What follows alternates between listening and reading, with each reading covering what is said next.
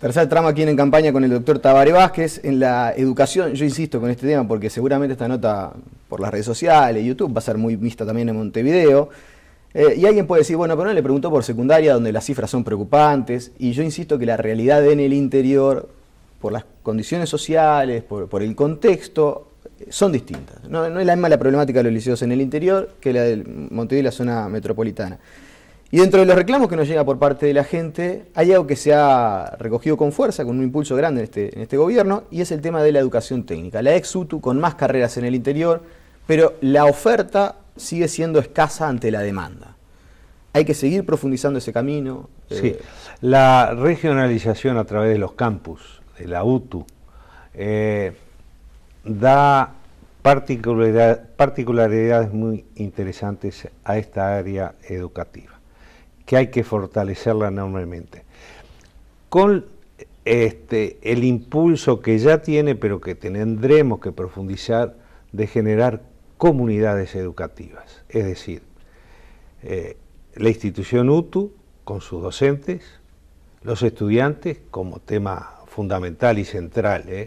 El cambiar el ADN educativo para nosotros implica poner en el centro del sistema educativo como lo más importante al estudiante.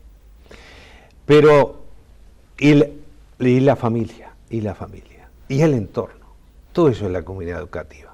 Entonces, la implantación en todo el territorio nacional de los campus y además de los institutos educativos de UTU deben también adaptarse a la realidad de la región, a la realidad de las cadenas productivas, esas cadenas productivas que van desde esa producción primaria que pasa por la industrialización e incluso la comercialización de los productos, que en cada región del país tiene sus características. Por ejemplo, en la zona este el tema turístico y la capacitación en gastronomía, en hotelería, etcétera, es de primordial importancia. Más al norte de ese mismo la producción arrocera tiene sus características. Un poquito más al norte y más al centro, la producción, las plantaciones de árboles, los bosques, para la producción de papel o de chips o de otros elementos. Para el lado oeste del país y allá en el norte, el fenómeno turístico vinculado a las aguas termales. Más al norte, en Artigas, la explotación minera, también en Rivera la explotación minera. En fin, podríamos ir localizando en cada región qué tipo de actividad productiva.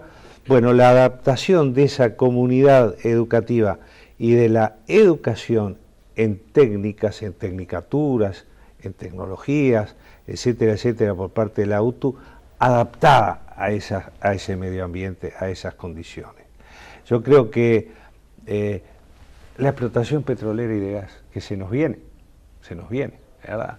En la zona de Pepe Núñez, allá en Salto, también a nivel de nuestra plataforma marítima, no tenemos técnicos especializados en esta materia. Claro. Ni ingenieros ni técnicos. ¿Por qué? Porque, bueno, siempre se decía Uruguay no tiene petróleo, no tiene gas, ¿para qué va? Pero ahora hay serias posibilidades que tengamos petróleo y gas y tenemos que capacitar a nuestra gente porque de lo contrario tendremos que traer técnicos del exterior.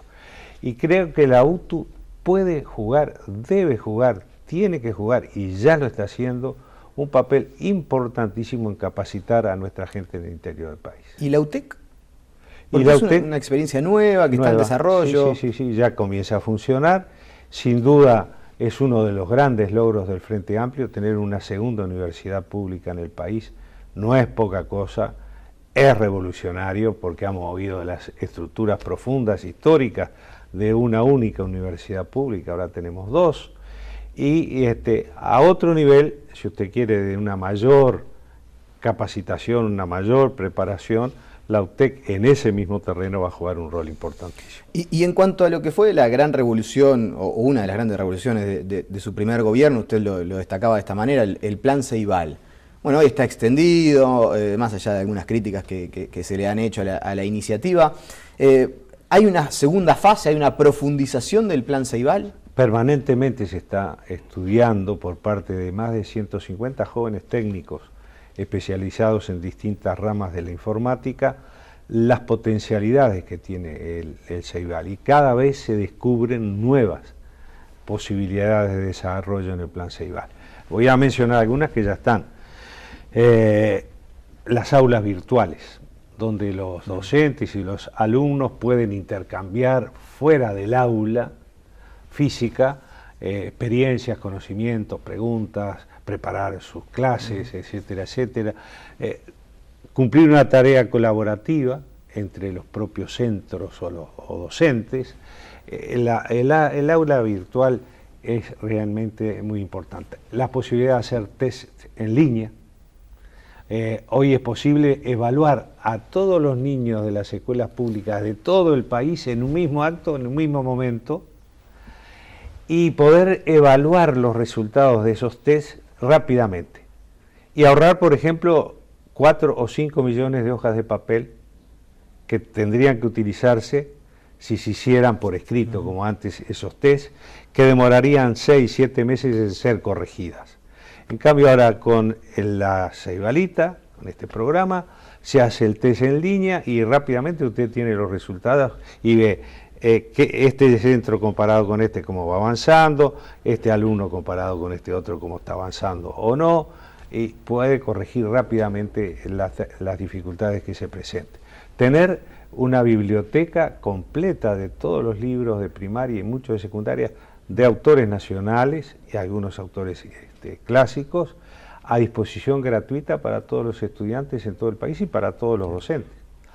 La enseñanza del inglés, que pretendemos llevarla al 3º, 4º y 5º grado completa, con docentes a distancia, porque no tendríamos la cantidad suficiente de docentes que enseñaran inglés acá en el país, por lo que la Ceibalita ha permitido a través de teleconferencias y con docentes que hablan inglés y que se prestan para trabajar en este programa, a distancia poder tener en un aula con sus computadoras, los niños y los docentes, la posibilidad de recibir la enseñanza del idioma inglés tan importante en estos días.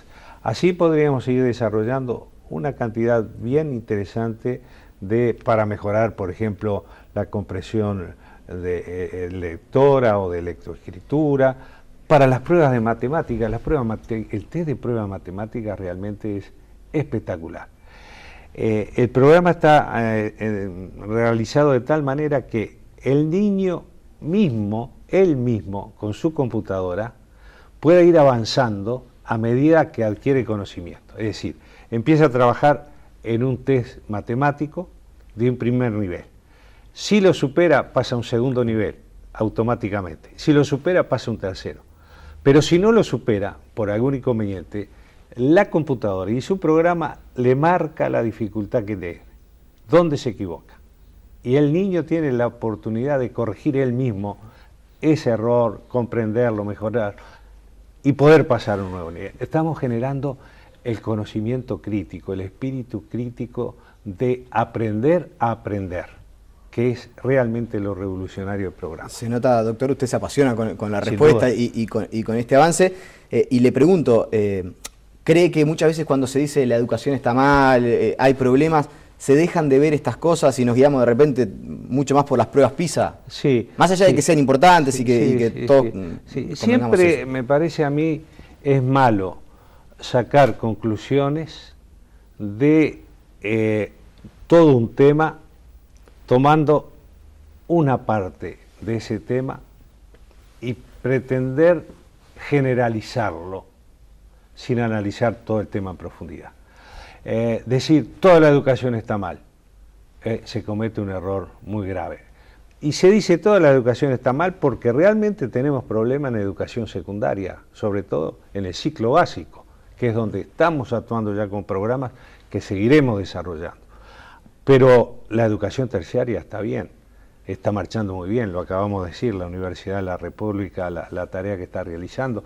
Hoy más del 50 a 55% de los estudiantes universitarios son hijos de padres que no fueron universitarios, que no tuvieron la oportunidad de ir a la Universidad de la República. Hoy los hijos de esas personas sí están en la Universidad de la República.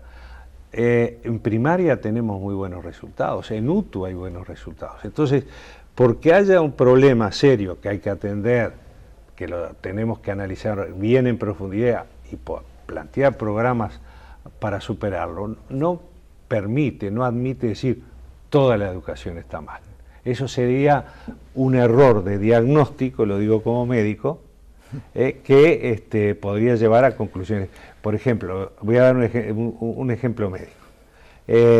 Supongamos que tenemos el clásico uñero, ¿verdad? Una infección alrededor de la uña. Es importante, hay que tratarlo, es grave, pues se puede generalizar. Pero por tener un uñero, no podemos decir, esta persona está para el CTI y está a punto de fallecer porque tiene un uñero. Es un error de diagnóstico grave. Me quedan unos minutos, le quiero consultar antes de hacer la última pausa por el tema de la estabilidad. Esto ya capaz que lo saco hasta del candidato y casi como analista, como alguien que vive en la realidad del país. ¿Es el Frente Amplio la garantía para que los logros laborales que se han conseguido en estos últimos años se mantengan sin modificaciones? ¿Qué siente cuando ve que Bordaberry y la calle Pou ahora dicen de mantener los consejos de salarios y bueno, prometen a la gente esa estabilidad laboral? ¿Por qué no lo hicieron cuando fueron gobierno?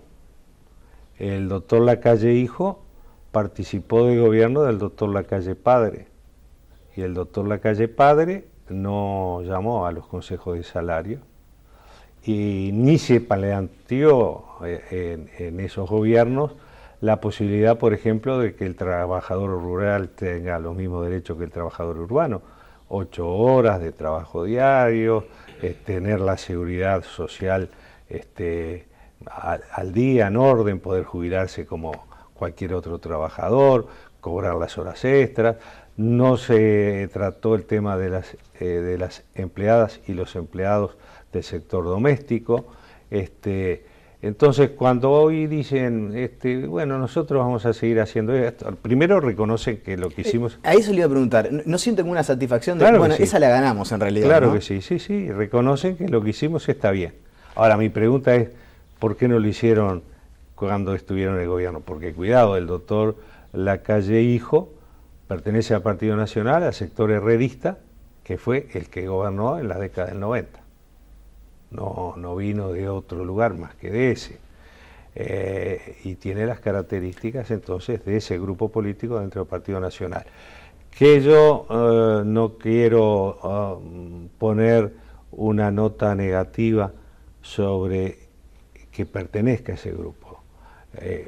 Pensamos distintos, absolutamente distintos. ¿Y le sorprendió o le generó algún sentimiento el documento de la Federación Rural, al que se acusó de ser político y que habla de los problemas que tiene el país? No, en algunos aspectos... El documento de Uruguay Decide, ¿no?, que se conoció el pasado domingo. Sí, en algunos aspectos hace un diagnóstico acertado. Por ejemplo, en el sector ganadero, el ingreso de capital neto de nuestro gobierno se multiplicó por 8. El precio de ganado aumentó 3 veces y media. Colocamos la producción ganadera a la carne en más de 144 países. La productividad bovina, que se mide por kilos de carne por hectárea, aumentó en nuestro gobierno un 14%. $1 que se invierte en el sector de la producción agrícola, ganadera e industrial, $1 rinde $6,20.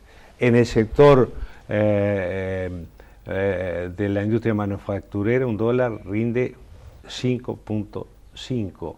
En el sector turismo, $1 que se invierte rinde 6,10 centavos.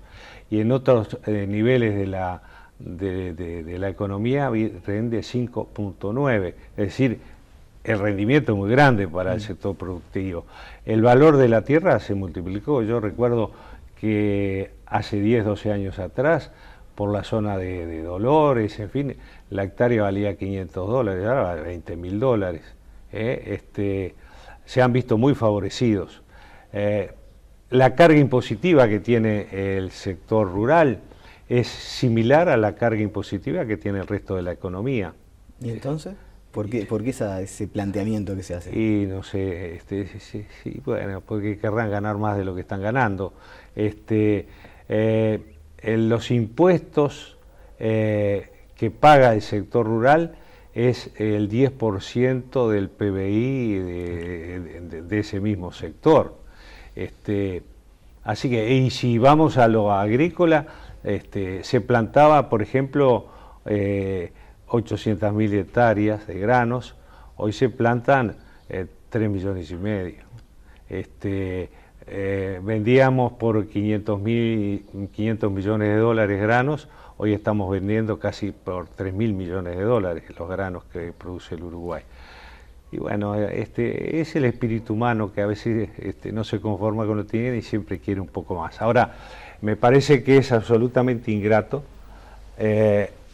plantearlo en términos catastróficos, porque de los últimos 50 o 60 años nunca estuvo mejor el sector agropecuario en el Uruguay que con los gobiernos del Frente Amplio, incluyendo, por ejemplo, el tema de la inflación, que se quejan de la inflación, del dólar. El Uruguay durante 40 años, desde 1958 a 1998, tuvo una inflación por encima del 60% durante 40 años. Y solo hay una inflación de un dígito desde que el Frente Amplio llegó al gobierno nacional. Sí, ellos hacen el hincapié en la inflación en los costos de producción.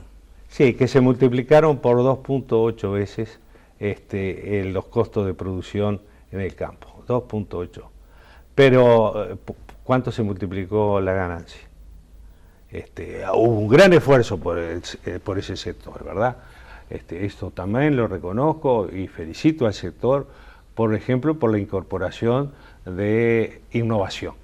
En el sector agrícola, la actividad agrícola está ligada a un 45% de utilización de elementos de innovación. Quiere decir que si no hubieran utilizado ese 45% de innovación, seguramente el 45% menos se hubiera producido.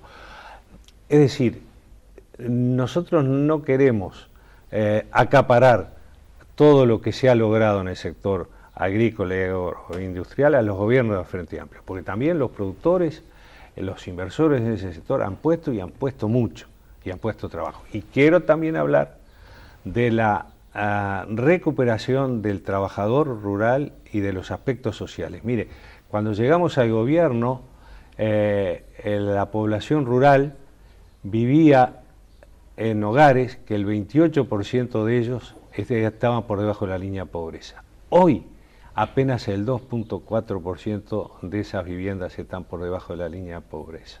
Así que se ha hecho mucho entre todos, no solo el viento de cola, porque quienes hablan que fuimos adelante solo porque tuvimos viento de cola, están menospreciando la inversión, el trabajo de nuestros productores.